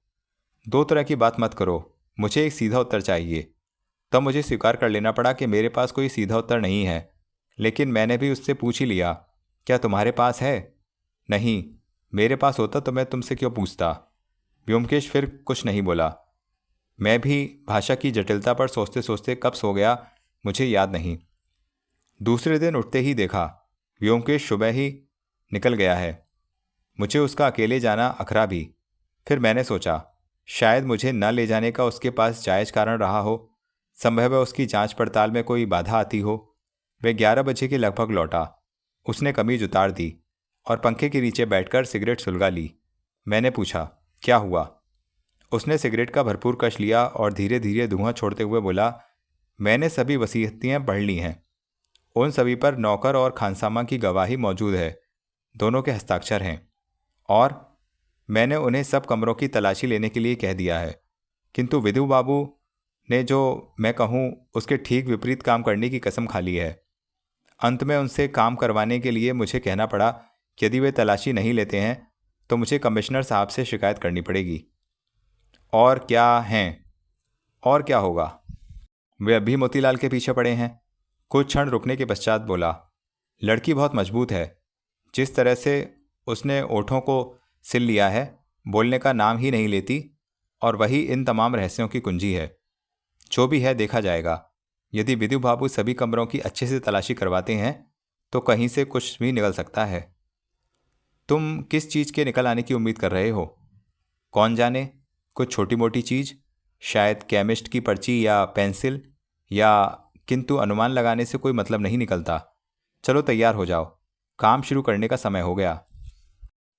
व्योमकेश दोपहर भर आराम कुर्सी पर आंखें बंद करके लेटा रहा। लगता था जैसे वह कुछ होने का इंतजार कर रहा था। 3 बजते बजते पुत्तीराम चाय लेकर आ गया। व्योमकेश ने शांति से चाय पी और फिर उसी पोज में लेट गया। लगभग 3:30 बजे दूसरे कमरे में फ़ोन की घंटी बजने लगी। व्योमकेश ने जाकर फ़ोन उठाया। जी कौन साहब? ओह इंस्पेक्टर, कुछ मिला? सुकुमार बाबू के कमरे की तलाशी हो गई? वाह वाह। तो विधु बाबू ने अंत में कमरे में क्या मिला? क्या सुकुमार बाबू की गिरफ्तार कर लिया गया? और भी कुछ मिला? क्लोरोफॉर्म की बोतल, शेल्फ की पुस्तकों के पीछे, और वसीयत में फणी बाबू? सही है सही है। परग्यूटेशंस यानी क्रम संचय के सिद्धांत के अनुसार अब उनकी बारी है। क्या उनकी बहन को भी गिरफ्तार कर लिया गया है? नहीं। चलो ठीक है। क्या कमरे में और कुछ, जैसे लाल पेंसिल? नहीं। आश्चर्य है। कोई अन्य सिलाई की वस्तु? तो क्या विधु बाबू हैं वहाँ? मोतीलाल को छोड़ने गए हैं। चलो, अंततः अकल तो आई। सुकुमार के कमरे के अलावा और किसी कमरे की तलाशी? नहीं। ऐसा क्यों? विधु बाबू ने जरूरी नहीं समझा? तो क्या समझते हैं? विधु बाबू क्या जरूरी समझते हैं? क्या मेरी ज़रूरत है? मैं नई वसीयत देखना चाह रहा था। ओह, वे अपने साथ ले गए हैं? तो ठीक है, कल सुबह ठीक रहेगा। जब तक लाल पेंसिल और सिलाई का सामान नहीं मिल जाता। क्षमा करें, आप क्या कह रहे थे? सुकुमार के खिलाफ ठोस सबूत मिला है? एक बार दोहरा सकते हैं? क्या डॉक्टर की रिपोर्ट आई है? क्या है रिपोर्ट में? मृत्यु का समय क्या पाया गया? खाने के करीब 3 घंटे बाद, लगभग आधी रात। अच्छा, तो ठीक है, मैं कल सुबह आता हूँ। व्योमकेश रिसीवर रखकर वापस आकर बैठ गया। उसकी आंखों की त्योरियां संकेत दे रही थी कि अब भी पूर्णतः स्पष्ट संतुष्ट नहीं हुआ है। मैंने प्रश्न किया, तो वास्तव में वह सुकुमार निकला? तुम शुरू से उस पर शक कर रहे थे, है ना? कुछ क्षण मौन रहने के पश्चात व्योमकेश बोला, जितने भी सबूत मिले हैं वे सब के सब सुकुमार को हत्यारा करार देते हैं। देखो, कराली बाबू की मृत्यु की प्रकृति तक साफ साफ कह रही है कि किसी मेडिकल के व्यक्ति का ही काम है। जो लोग मानव शरीर की एनाटॉमी नहीं जानते वह यह काम नहीं कर सकते। सुई भी जिसका इस्तेमाल हत्या में हुआ वह भी उसकी बहन की सिलाई के बक्से से ही निकली थी। यहाँ तक कि वह धागा भी वहीं था। सुकुमार रात में आधी रात को आया और कराली बाबू की मृत्यु का समय भी वही है। सुकुमार के कमरे की तलाशी में क्लोरोफॉर्म की बोतल और वह टाइप की हुई वसीयत मिली है। यही नई वसीयत है जिसमें कराली बाबू ने सुकुमार को संपत्ति से बेदखल कर फणी बाबू को संपूर्ण संपत्ति का हकदार घोषित किया था। सुकुमार ने स्वयं स्वीकार किया कि इसको लेकर उस शाम उसके कराली बाबू से नोकझोंक हुई थी, इसलिए उसे शक हुआ होगा कि शायद कराली बाबू अपनी वसीयत को फिर ना बदल दें। हत्या का उद्देश्य बहुत स्पष्ट हो जाता है। तो अब तय हो गया, वह सुकुमार ही है। इसमें किसी शक की गुंजाइश ही नहीं है। कुछ क्षण बाद व्योमकेश ने एक नया प्रश्न पूछा, अच्छा बताओ तो, तुम क्या समझते हो सुकुमार को? क्या वह मूर्ख है? मैंने कहा, ठीक इसके विपरीत, वह काफ़ी बुद्धिमान दिखाई देता है। व्योमकेश ने सोचते हुए कहा, यही तो मैं गच्चा खा गया। एक बुद्धिमान व्यक्ति इतनी बेवकूफ़ी क्यों करेगा? एकाएक व्योमकेश चौंक कर उठ बैठा। मुझे भी दरवाजे के बाहर पदचाप सुनाई दी। व्योमकेश ने ऊंची आवाज़ में कहा, कौन है? कृपया अंदर आइए। पहले कोई उत्तर नहीं मिला। फिर धीरे से दरवाज़ा खुला और मैं जड़वत बैठा रह गया। मेरे सामने सत्यवती खड़ी थी। सत्यवती ने अंदर आकर दरवाज़ा बंद कर दिया। कुछ देर वह खड़ी रही, फिर एकाएक आंसुओं से रोने लगी और रूंधी आवाज में बोली, व्योमकेश बाबू, मेहरबानी कीजिए, कृपया करके मेरे भाई को बचा लीजिए। मैंने उसके अचानक आगमन से सकते में आ गया था, लेकिन व्योमकेश उठकर उसकी ओर बढ़ गया। शायद सिर चकराने की वजह से उसने अपने हाथों को कंधे तक अंधे की तरह आगे किया। व्योमकेश ने तेजी से उसके हाथों को पकड़ा और उसे कुर्सी तक ले आया। उसके इशारे पर मैंने पंखा चला दिया। पहले कुछ मिनट वह साड़ी से मुंह दाबे आंसू बहाती रही। हमने भी उसे शांति से संभलने का समय दे दिया। हमारे इस उठापटक के जीवन में भी ऐसी पहली घटना थी। मैंने सत्यवती को एक ही बार देखा था। उस समय वह एक आम शिक्षित बंगाली लड़की से अलग कतई नहीं लग रही थी। ऐसी स्थिति में इस संकट की घड़ी में अपने सारे संकोचों को छोड़कर उसका सीधा हमारे पास आना न केवल कल्पना से परे था, बल्कि एक असाधारण घटना थी। संकट की घड़ी में अधिकांश बंगाली लड़कियां काठ की गुड़ियां बन जाती हैं, किंतु उस दुबली पतली सांवली लड़की ने मुझे आश्चर्य में डाल दिया। उसके पैरों की धूल से सुनहरी चप्पलों से लेकर उसके उलझे बालों के नीचे गुथी चोटियों तक उसके संपूर्ण शरीर में एक आभा झलक रही थी। उसने अपनी आंख पोंछी और सिर उठकर दोहराया, व्योमकेश बाबू, दया करके मेरे भाई को बचा लीजिए। मैंने देखा, यद्यपि उसने अपने ऊपर नियंत्रण कर रखा था, फिर भी उसका स्वर कांप रहा था। व्योमकेश ने धीरे से कहा, मैंने सुना है आपके भाई को गिरफ्तार कर लिया गया है, किंतु सत्यवती ने बात काटकर व्याकुलता में कहा, वह बेकसूर है, वह कुछ नहीं जानता, उसने कोई अपराध नहीं किया है। यह कहकर वह फिर रोने लगी। मैं देख रहा था व्योमकेश भीतर ही भीतर काफ़ी प्रभावित हुआ है, पर बाहर से शांत दिख रहा था। वह बोला, लेकिन सबूत जितने भी मिले हैं वे उसी के विरुद्ध हैं। सत्यवती बोली, वे सब झूठे हैं। दादा धन के लिए किसी की हत्या कर ही नहीं सकते। आप शायद नहीं जानते वे कैसे व्यक्ति हैं। व्योमकेश बाबू, हम दोनों काका की संपत्ति नहीं चाहते। हमें इस संकट से बचा लीजिए। हम जीवन भर आपके एहसान के तले रहेंगे। उसकी आंखों से आंसुओं की धारा अब गालों के नीचे बहने लगी थी। उसने इन आंसुओं को पोंछने का प्रयास नहीं किया। संभव है उसे इसका भान भी ना हुआ हो। इस बार जब व्योमकेश बोला तो पहली बार मुझे उसकी आवाज़ में संवेदना की झलक दिखाई दी। उसने कहा, यदि आपका भाई वास्तव में बेकसूर है तो मैं उसे बचाने की भरसक चेष्टा करूंगा, किंतु वह बेकसूर है। क्या आप मुझ पर विश्वास नहीं कर पाए हैं? मैं अपने सम्मान की कसम खा सकती हूँ, दादा यह सब नहीं कर सकते। वे एक मक्खी तक नहीं मार सकते। एकाएक उसने नीचे झुककर व्योमकेश के पैर पकड़ लिए। व्योमकेश तेजी से उठकर एक और हो गया। यह आप क्या कर रही हैं? मेहरबानी करके ऐसा ना कीजिए। वादा कीजिए, पहले आप वादा कीजिए कि आप दादा को छुड़वा देंगे। व्योमकेश ने सख्ती से उसे पकड़ा और उसको कुर्सी पर बिठा दिया। उसके बाद उसने सामने बैठकर स्पष्ट रूप से कहना शुरू किया, आप एक बात पर बिल्कुल गलत हैं। मैं वो व्यक्ति नहीं हूँ जो सुकुमार को छोड़ सकूँ। यह केवल पुलिस कर सकती है। मैं ये साबित कर सकता हूँ कि वह बेकसूर है, लेकिन इसके लिए ज़रूरी है कि मुझे सारे तथ्यों का पता चले। क्या आप अब तक यह नहीं समझ पाई कि जब तक आप मुझसे सब बातें छुपाती रहेंगी तब तक मैं आपकी कोई सहायता नहीं कर सकता? सत्यवती ने आंखें नीची करके कहा, मैंने आपसे कोई बात नहीं छुपाई है। हाँ, आपने छिपाई है। उस रात आप कराली बाबू के कमरे में गई थीं और आपको उनकी मृत्यु का पता लग गया था, लेकिन आपने मुझे नहीं बताया। सत्यवती भयभीत आंखों से व्योमकेश को देखती रही। उसके बाद उसने सिर नीचा कर लिया और चुप बैठी रही। व्योमकेश ने अब आहिस्ता से पूछा, अब क्या आप सब कुछ बताएंगी? सत्यवती ने आंख उठाकर कहा, मैं कैसे कहूँ, वह सब कुछ तो दादा के खिलाफ हो जाएगा। व्योमकेश ने आग्रह भरे स्वर में कहा, बात समझने की कोशिश कीजिए। यदि आपका भाई बेकसूर है तो सच्चाई उनका कुछ भी बिगड़ने नहीं देगी। आप निर्भय होकर मुझे सब कुछ बता सकती हैं। सत्यवती कुछ देर सिर नीचा किए बैठी रही, फिर टूटती आवाज़ में बोली, ठीक है, मेरे पास कोई और उपाय नहीं है। उसने आंसू भरे नेत्रों को पोंछा और अपने को नियंत्रित करके कहना शुरू कर दिया। उस शाम दादा की काका से कहा सुनी हुई थी। इससे पहले काका ने अपनी वसीयत में दादा के नाम सारी संपत्ति लिख दी थी। इसको लेकर दोपहर में उनका मोतीदा से काफ़ी झगड़ा भी हुआ था। कॉलेज से लौटने के बाद जब दादा को यह पता चला तो वे काका के पास गए और जाकर बोले कि वे संपत्ति केवल उनके नाम न करके उसका सब में बंटवारा कर दें।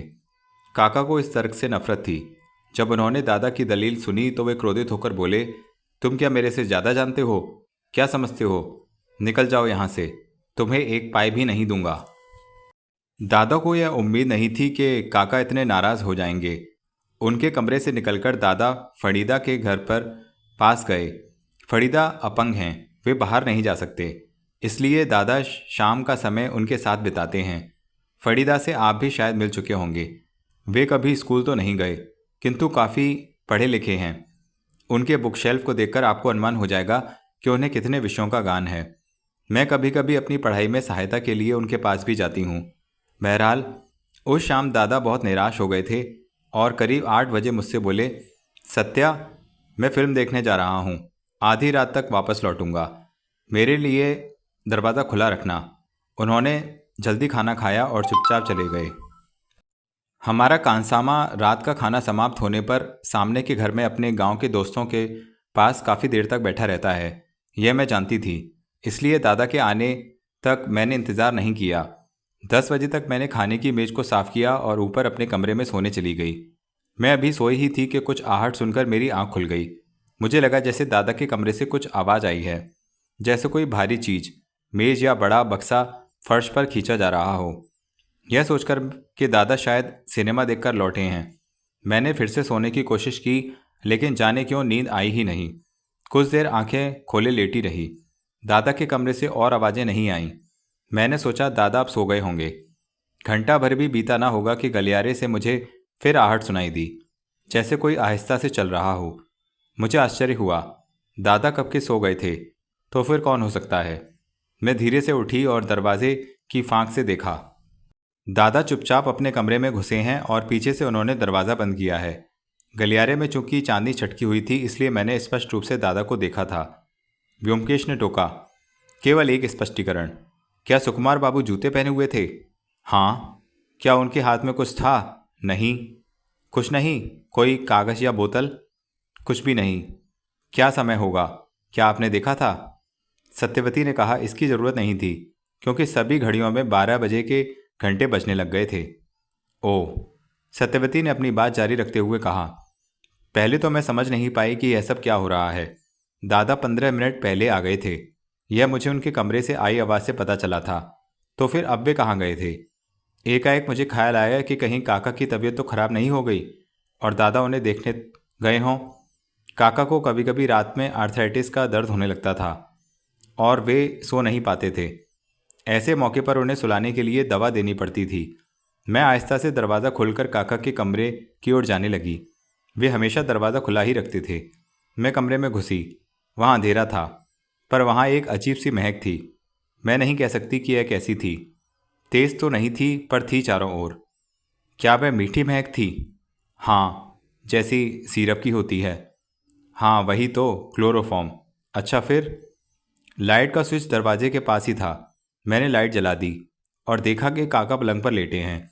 मुझे लगा सो रहे हैं। उनके शरीर को देखकर यह बिल्कुल नहीं कहा जा सकता था कि उनकी, फिर भी पता नहीं क्यों मेरा दिल धड़कने लगा। उस महक ने मेरी सांसों में घुटन पैदा कर दी थी, जैसे किसी ने मेरे नाक पर गीली पट्टी लगा दी हो। कुछ देर मैं दरवाजे के पास खड़ी रही, अपने को समझाने की कोशिश करती रही कि यह महक दवा की है, लेकिन काका अभी अभी सो गए हैं। मेरे पांव कांप रहे थे, पर मैं बहुत सावधानी से काका के पलंग के पास गई। मैंने आगे झुककर देखा कि वे सांस नहीं ले रहे हैं। मैं कह नहीं सकती मेरे अंदर क्या हो रहा था। मुझे लगा कि मैं बेहोश हो जाऊंगी। मेरा सिर चकराने लगा था।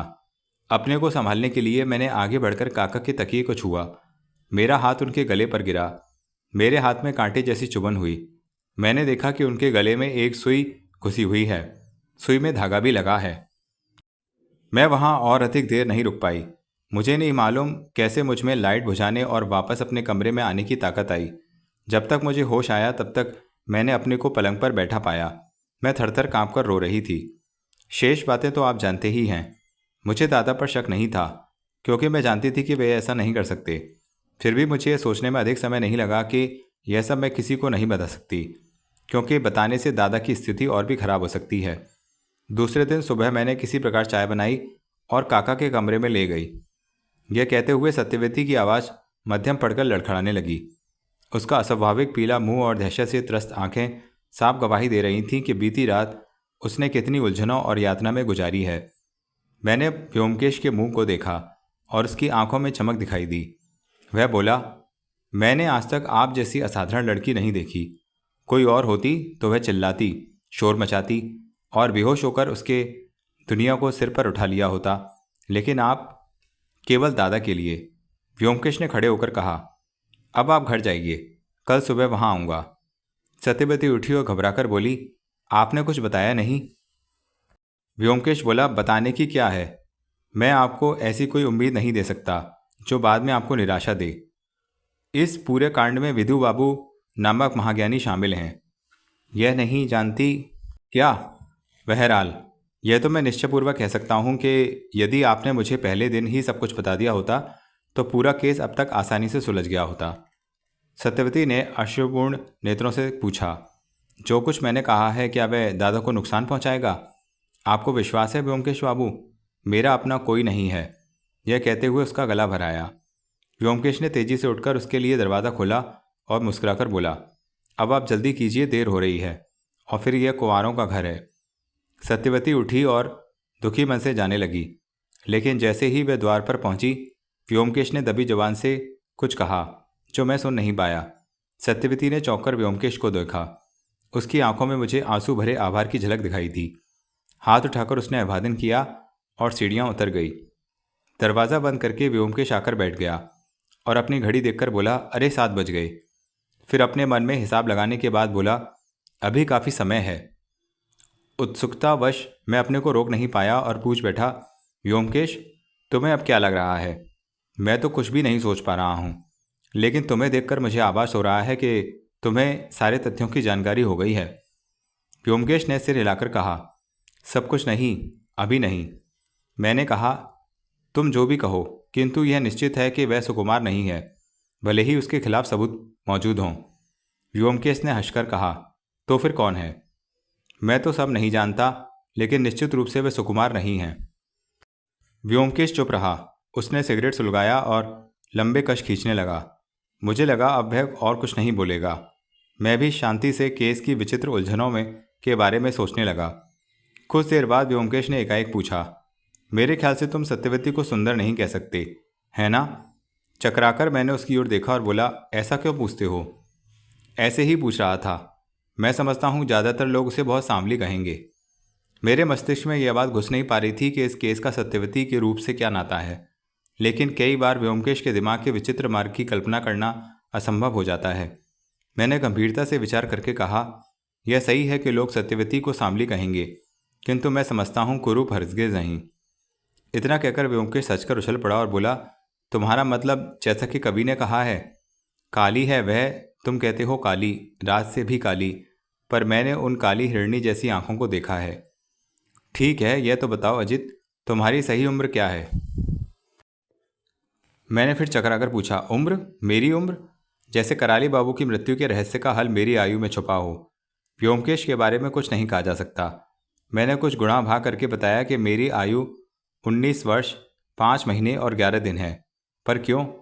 व्योमकेश ने संतोष की सांस ली और कहा, तो तुम मुझसे पूरे 3 महीने बड़े हो। इस बात का ध्यान रखना, भूलना नहीं। तुम यह सब क्या कह रहे हो? मेरे भाई कुछ नहीं, मेरा सिर इस समस्या को लेकर चकराने लगा है। चलो आज रात को फिल्म देखते हैं। व्योमकेश कभी सिनेमा नहीं जाता। सिनेमा या नाटक उसे पसंद नहीं थे।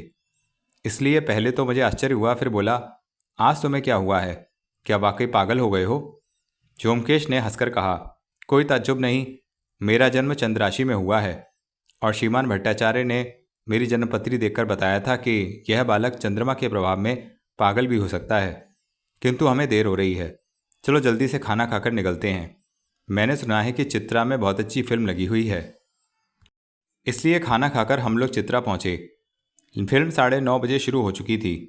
फिल्म लंबी थी, इसलिए 12 बजे के करीब ख़त्म हुई। हमारा घर कुछ दूरी पर था। कुछ एक बसें अभी दिखाई दे रही थीं। जैसे ही मैं बस स्टॉप की ओर बढ़ा, व्योमकेश बोला, नहीं, चलो हम लोग पैदल चलते हैं। वह तेज़ी से कदम बढ़ाकर चलने लगा। जब कॉर्नवालिस स्ट्रीट के बाद वह एक छोटी गली में घुसा तो मुझे समझ में आ गया कि हम लोग कराली बाबू के घर की ओर जा रहे हैं। मैं ये सोच नहीं पा रहा था कि आखिर इतनी रात गए वहाँ जाकर क्या करना चाह रहा था। बहरहाल मैं बिना कुछ कहे उसके पीछे पीछे चलता गया। हम लोगों की चाल साधारण चाल से कुछ तेज थी, फिर भी हमें वहां पहुंचने में काफ़ी समय लग गया था। घर के सामने सड़क की लाइट जल रही थी।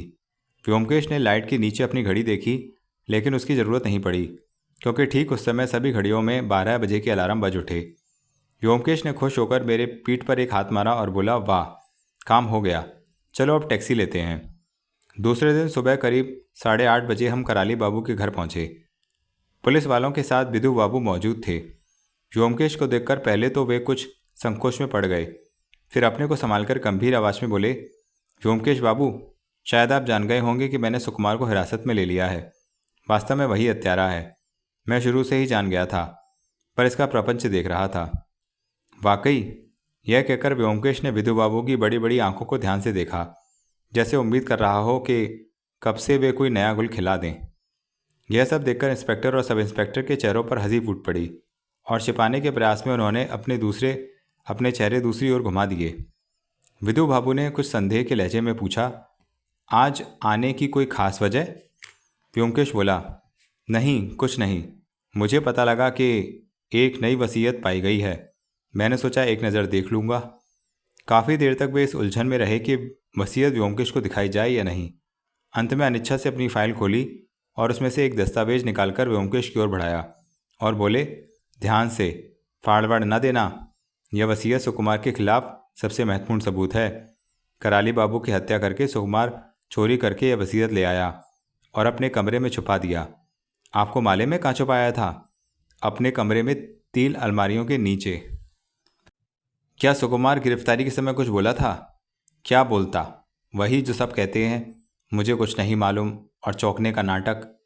व्योमकेश ने दस्तावेज को चारों ओर से जांचा, फिर बड़ी सावधानी से खुलकर पढ़ने लगा। मैंने भी अपनी गर्दन तिरछी करके व्योमकेश के पीछे से देखा। एक सादे कागज पर टाइप किया गया था, आज सितंबर के 22वें दिन 1933 क्रिश्चियन कैलेंडर के अनुसार मैं पूरे होश और हवास में अपनी वसीयत लिख रहा हूँ। मेरी मृत्यु के पश्चात मेरी सारी चल और अचल संपत्ति के साथ साथ मेरी सारी धनराशि का उत्तराधिकारी मेरा कनिष्ठ भतीजा फणी भूषण होगा। इससे पूर्व लिखी गई अन्य सारी वसीयतें बाकायदा रद्द और निष्फल की जाती हैं। हस्ताक्षर कराली चरण वासु। वसीयत पढ़ने के बाद व्योमकेश उठ खड़ा हुआ। उसकी आंखें एक नए उत्साह से चमकने लगीं। वह बोला, विधु बाबू, यह तो कमाल हो गया। यह वसीयत तो... उसने अपने आप को रोक लिया और दस्तावेज को विधु बाबू की ओर बढ़ा दिया। विधु बाबू ने वसीयत को आश्चर्य में दोबारा शुरू से अंत तक सावधानी से पढ़ा और सिर उठाकर पूछा, क्या है इसमें? मुझे तो कुछ नहीं दिखा। यह नहीं दिखा? व्योमकेश ने हस्ताक्षर के नीचे के रिक्त स्थान को दिखाते हुए कहा। विधु बाबू ने जब वह देखा तो आंखें फैल गईं और मुंह से निकला, ओ, गवाहों के नाम। इतने में व्योमकेश बोला, शांत। उसने शांत रहने का इशारा किया और दरवाजे की आहट लेने लगा। कुछ देर रुकने के बाद वह धीरे से उठा और आहिस्ता कदमों से दरवाजे तक पहुंचा और भक्त से दरवाज़ा खोल दिया। माखनलाल खड़ा चोरी से बातचीत सुन रहा था। उसने भागने की कोशिश की, लेकिन व्योमकेश उसकी बाजुओं को खींचते हुए अंदर ले आया और उसे कुर्सी पर पटक दिया। इंस्पेक्टर, इस पर नज़र रखना, भागने ना पाए। इसके मुंह को भी बंद कर दो। माखन दहशत में आधा हो गया था। उसने बोलना चाहा, मैं... चुप रहो, एकदम चुप। विधु बाबू, मजिस्ट्रेट से एक दूसरा वारंट मंगवाएं। अपराधी के नाम की जगह खाली रखें, उसे हम बाद में भर लेंगे। वह विधु बाबू के नज़दीक पहुंच गया और झुककर उनके कान में बोला, तब तक आप इसकी पूरी खबर ले लें। आश्चर्य भरे लहजे में विधु बाबू बोले, लेकिन मुझे समझ में नहीं आ रहा। बाद में बताऊंगा। इस बीच कृपा करके वारंट मंगवा लें। आओ अजित। व्योमकेश तेजी से सीढ़ियां चढ़कर फणी भूषण के कमरे के बाहर पहुंचा और दरवाज़ा खटखटाने लगा। दरवाज़ा अपने आप ही खुल गया। हम लोगों को देखकर फणी चौंक गया। उसके मुंह से निकल गया, व्योमकेश बाबू। हम लोग कमरे में आ गए। अब व्योमकेश की फुर्ती प्रातः गायब हो गई थी। हंसते हुए बोला, आपको जानकर खुशी होगी कि अब हमें पता लग गया है कि कराली बाबू का वास्तव में हत्यारा कौन है। फड़ी एक भीगी मुस्कान के साथ बोला, हाँ, मैंने सुना है कि सुकुमार बाबू को हिरासत में ले लिया गया है, लेकिन मुझे अब भी यकीन नहीं होता। यह तो है, विश्वास करना बड़ा मुश्किल है। उसके कमरे से एक नई वसीयत मिली है जिसमें संपत्ति का हकदार आपको बनाया गया है। फणी बोला, यह भी मैंने सुना है। जब से मुझे यह पता लगा है मेरा मन खट्टा हो गया है। महज कुछ 1000 रुपयों के लिए काका को जीवन खोना पड़ा। उसने गहरी सांस लेते हुए कहा, संपत्ति इन सभी पापों की जड़ है। मेरे लिए सारी संपत्ति छोड़ गए पर मैं खुश नहीं हूँ। व्योमकेश बाबू, मैं चाहता था कि मुझे संपत्ति ना भी देते पर जीवित तो रहते। व्योमकेश बुकशेल्फ के पास खड़ा पुस्तकों को देख रहा था।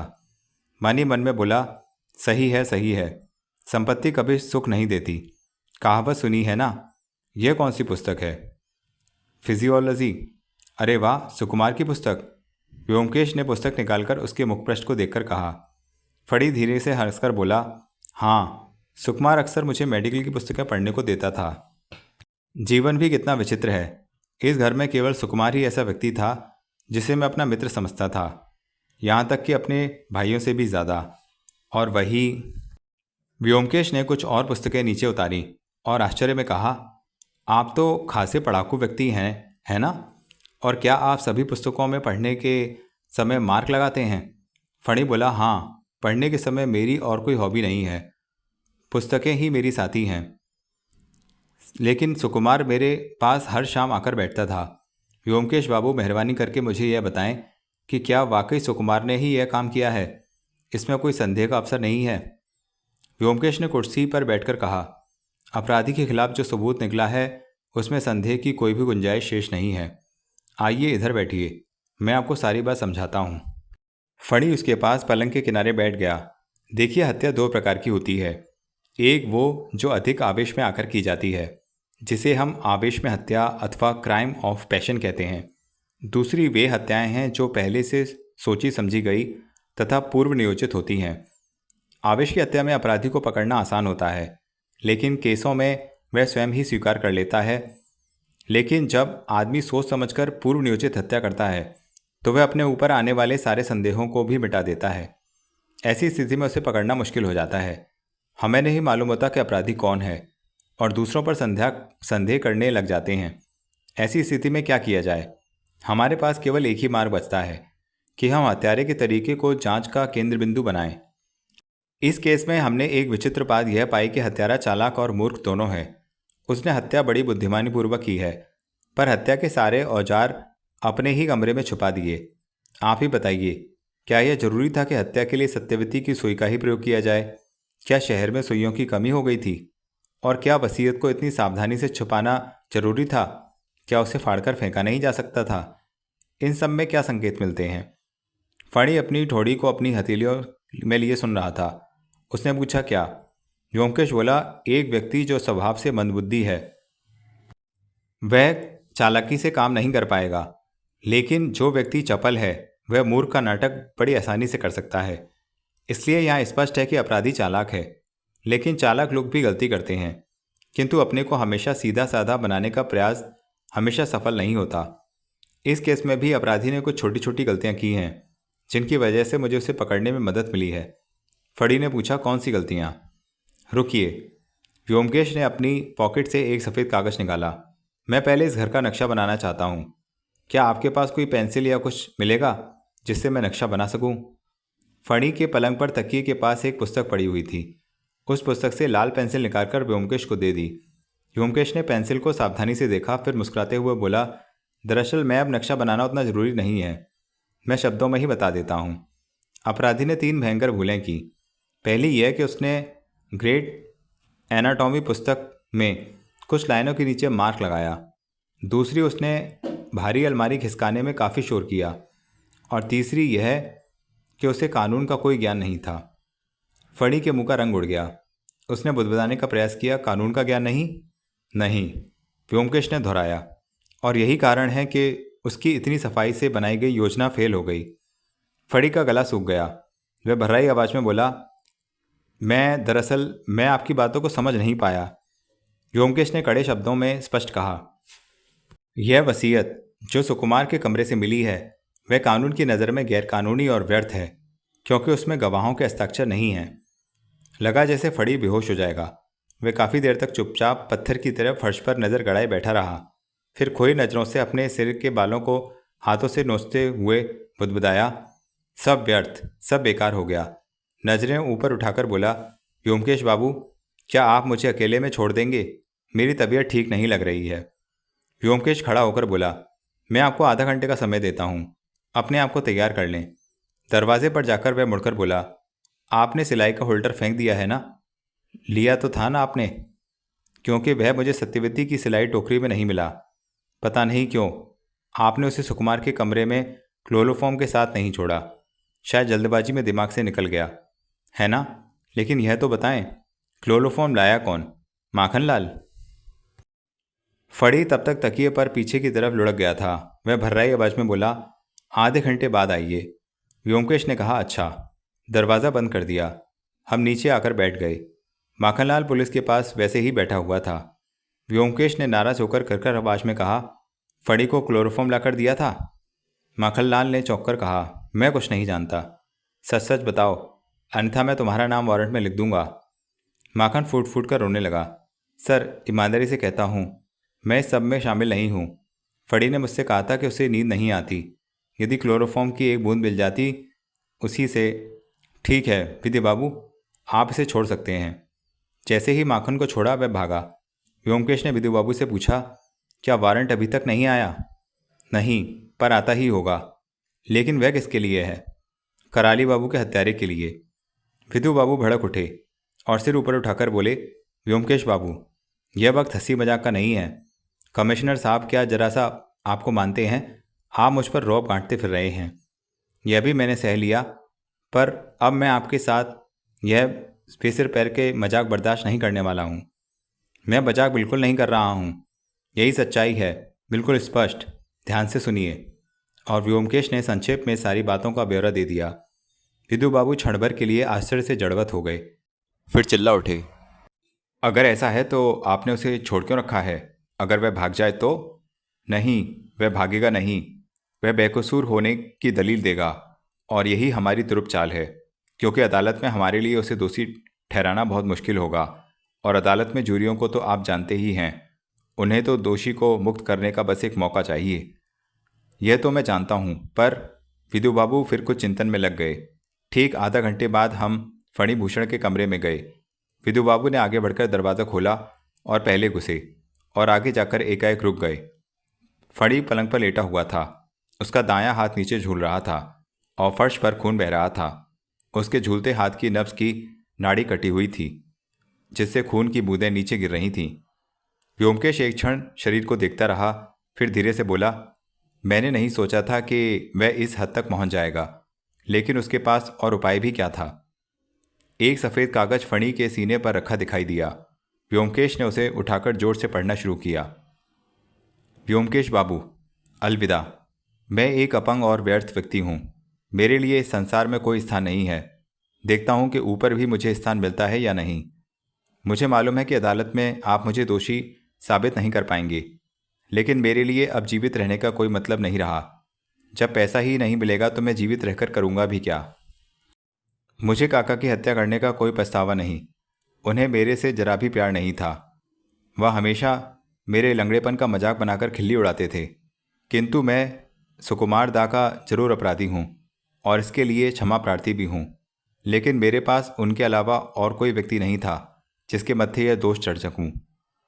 और फिर उसके जेल जाने के मेरा एक फ़ायदा भी होता। यह लाभ मेरे मन में पल रही उस इच्छा से संबंधित था जिसे अपंग होने के कारण मैं कभी जग हाजिर नहीं कर पाया। मैं यह नहीं बताऊंगा कि मुझे क्लोरोफॉर्म कैसे मिला। जो व्यक्ति मेरे लिए लाया था उसे मेरे उद्देश्य की जानकारी नहीं थी, लेकिन बाद में शायद उसे संदेह हो गया था। आप सचमुच में विचित्र प्राणी हैं। आपने उंगली के उस होल्डर को भी नहीं छोड़ा। आपका कहना सही था, मैं उसे उठाना भूल गया था। यह मुझे याद तब आया जब मैं अपने कमरे में वापस आया। वह अब भी यहीं कहीं गिरा पड़ा होगा। उस रात जब मैंने सुई और होल्डर को सत्यवती की सिलाई टोकरी से चुराया था, उस समय वह रसोई में खाना बना रही थी। आपकी जगह यदि कोई और होता तो पकड़ नहीं पाता, लेकिन फिर भी मैं अपने को आपसे नफरत करने की स्थिति में नहीं ला पा रहा हूँ। नमस्कार, अब विदा लेता हूँ, बहुत दूर जाना है। भवदीय, फणिभूषणकर। व्योमकेश ने विदु बाबू को कागज पकड़ाते हुए कहा, मेरे ख्याल से अब सुकुमार को हिरासत में रखना जायज़ नहीं है। उसकी बहन को भी खबर कर देनी चाहिए। मेरे ख्याल से वह अभी अपने कमरे में होगी। चलो अजित। लगभग एक सप्ताह बाद हम दोनों एक दिन शाम को अपने कमरे में बैठे चाय पी रहे थे। पिछले कुछ दिनों से व्योमकेश रोजाना दोपहर में कहीं जा रहा था। उसने बताया नहीं और मैंने पूछा भी नहीं। कई बार उसे कुछ गोपनीय केस मिल जाते थे जिनकी गोपनीयता रखने के लिए वह बताना उचित नहीं समझता था। मुझे भी नहीं बताता था। मैंने पूछा, आज भी तुम्हें जाना है? व्योमकेश ने अपनी घड़ी देखते हुए कहा, हाँ। कुछ रुकोपन से मैंने पूछ लिया, यह कोई नया केस तुमने लिया है? केस? हाँ, लेकिन पूर्णतः गोपनीय है। मैंने विषय बदलते हुए पूछा, सुकुमार की रिहाई का मार्ग अब खुल गया है ना? हाँ, उसे जमानत के लिए अर्जी दी है। मैंने कहा, व्योमकेश, मुझे ठीक से बताओ, फड़ी ने यह हत्या कैसे की? मुझे विस्तार से समझाओ। अब भी मैं गुत्थी को सुलझा नहीं पाया हूँ। व्योमकेश ने चाय के प्याले को मेज पर रखकर कहा, ठीक है, मैं बताता हूँ, शुरू से अंत तक सिलसिलेवार।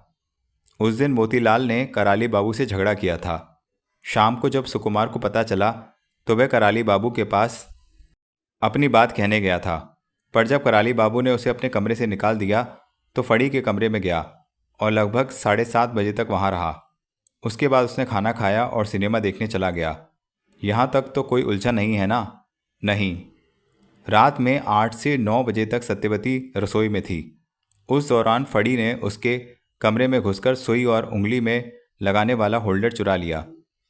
उसके अनुमान लगा लिया था कि कराली बाबू इस बार फिर अपनी वसीयत बदलेंगे, जिसमें इस बार संपत्ति उसको ही मिलने वाली है। उसने फैसला कर लिया कि अब वह उस खूसट को अपनी वसीयत बदलने का अवसर नहीं देगा। फड़ी के मन में कराली बाबू के लिए नफरत थी। अपंग लोग अपनी कमी को लेकर बहुत भावुक होते हैं। जो लोग उनकी कमियों को लेकर मजाक उड़ाते हैं, उनसे बदला लेने के लिए वे किसी भी हद तक जा सकते हैं। फड़ी इन्हीं बातों को लेकर उनसे नाराज था और बहुत पहले से उनकी हत्या की योजना बना रहा था। खानसामा के बयान के अनुसार हमें पता लगा कि मोतीलाल रात में लगभग 11:30 बजे घर से बाहर गया।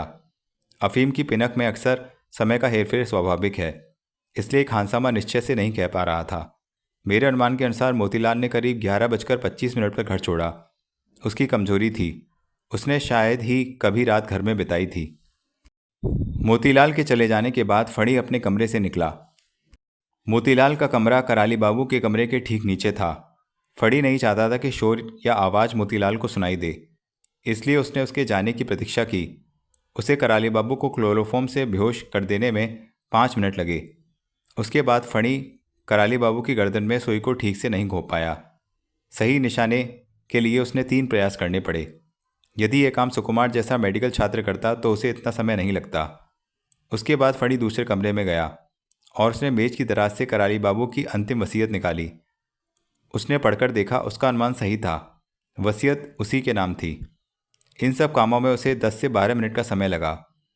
अब उसके लिए यह समस्या थी कि नई वसीयत का क्या करे। वह उसे उसी लॉकर में छोड़ दे सकता था, पर उससे सुकुमार के गले में फंदा कैसे लगता, और अपने को बचाने के लिए उसे किसी पर इल्ज़ाम थोपना जरूरी था। इसलिए उसने वसीयत और क्लोरोफॉर्म को सुकुमार के कमरे में छिपा दिया।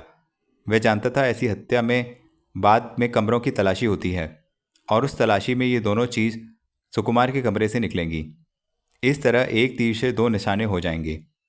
सुकुमार को फांसी का फंदा और फणी को वसीयत की संपत्ति। उसने जब अलमारियां खिसकाई थीं तब उनकी आवाज़ हुई थी। इसी से सत्यवती की नींद टूट गई। उस समय 11:15 बजे थे। सत्यवती ने सोचा सुकुमार सिनेमा देखकर लौटा है, लेकिन सच्चाई ये थी सुकुमार उस समय तक वापस आ ही नहीं सकता था। वह जब वापस आया तब सभी घड़ियों में 12 के घंटे बज रहे थे। क्या अब भी और कुछ जानना चाहते हो? और वसीयत में गवाही ना होने का कारण क्या हो सकता है? व्योमकेश एक क्षण सोचकर बोला, लगता है कि कराली बाबू ने वसीयत रात के खाने के बाद लिखी हो और वे चाहते हो कि सुबह वे खानसामा और नौकर से उस पर हस्ताक्षर करवा लेंगे। कुछ देर हम लोग शांति से सिगरेट के कश लगाते रहे। फिर मैंने ही पूछा, क्या सत्यवती से तुम दोबारा मिले? क्या कहा उसने? खूब धन्यवाद दिया होगा तुम्हें, है ना? व्योमकेश ने चेहरे पर निराशा लाते हुए कहा, कुछ नहीं, केवल साड़ी से सिर ढककर मेरे चरणों का स्पर्श किया, बस। बहुत ही शालीन लड़की है, क्यों? व्योमकेश खड़ा हो गया। और मेरी ओर उंगली उठाकर बोला, तुम मुझसे उम्र में बड़े हो, याद रखना। और बिना उत्तर दिए अपने कमरे में चला गया। थोड़ी देर में सज धज के आया। देखकर मैंने कहा, तुम्हारा गोपनीय क्लाइंट लगता है बहुत ही शौकीन है। जासूस को भी रेशमी कुर्ते में देखना चाहता है, क्या कहने। व्योमकेश ने सेंट से सुगंधित रूमाल से मुंह पोंछा और बोला, हाँ, सत्य का अन्वेषण कोई मजाक नहीं है। उसके लिए बाकायदा तैयारी करनी पड़ती है। मैंने कहा, लेकिन सत्य का अन्वेषण करते हुए तुम्हें अरसा बीता, इससे पहले तो तुम्हें इतनी सजधज में नहीं देखा। व्योमकेश ने गंभीर मुद्रा में कहा, दरअसल सच्चाई यह है कि सही मायनों में सत्य की खोज मैंने हाल ही में शुरू की है। तुम्हारा क्या मतलब है, तुम ही जानो। मतलब कह रहा है मेरे भाई, देसी आंखों से देखो। और एक शरारत भरी मुस्कान छोड़कर जाने के लिए उठ गया। सच्चाई, सत्य, मैंने मस्तिष्क दौड़ाया और फिर सब कुछ समझ में आ गया। मैंने दौड़कर व्योमकेश को कंधों से जकड़ लिया। सत्यवती, अब समझा, यह थी तुम्हारी सत्य की खोज, जिसके लिए इतने दिनों से भागते रहे हो। व्योमकेश, तू भी यार इतना मतवाला निकला। शेक्सपियर ने ठीक ही कहा है, यह सारी दुनिया ही प्यार का जंजाल है। व्योमकेश बोला, अब खबरदार, तुम मुझसे बड़े हो और इस लिहाज से तुम उसके आदरणीय जेठजी लगते हो। इसके बाद दोस्ती की परिभाषा नहीं चलने वाली है। मैं भी तुम्हें भाई साहब कहकर पुकारूंगा, इससे तुम्हें आसानी भी रहेगी। मैंने टोक दिया, क्या प्यारे, अब मैं खटमल हो गया। मैं साहित्यकारों की नस्ल से बखूबी परिचित हूँ। मैंने जोर से निश्वास छोड़कर कहा, अच्छा बाबा, आज से मैं तुम्हारा बड़ा भाई हूँ।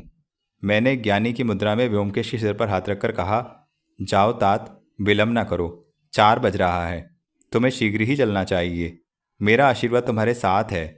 तुम सदैव सत्य की खोज में लगे रहो, चाहे स्त्रियोयोजित हो अथवा सांसारिक। और व्योमकेश चला गया। तो मित्रों, इस प्रकार व्योमकेश की ये चौथी कहानी वसीयत का जंजाल हमारे चैनल पर समाप्त हुई।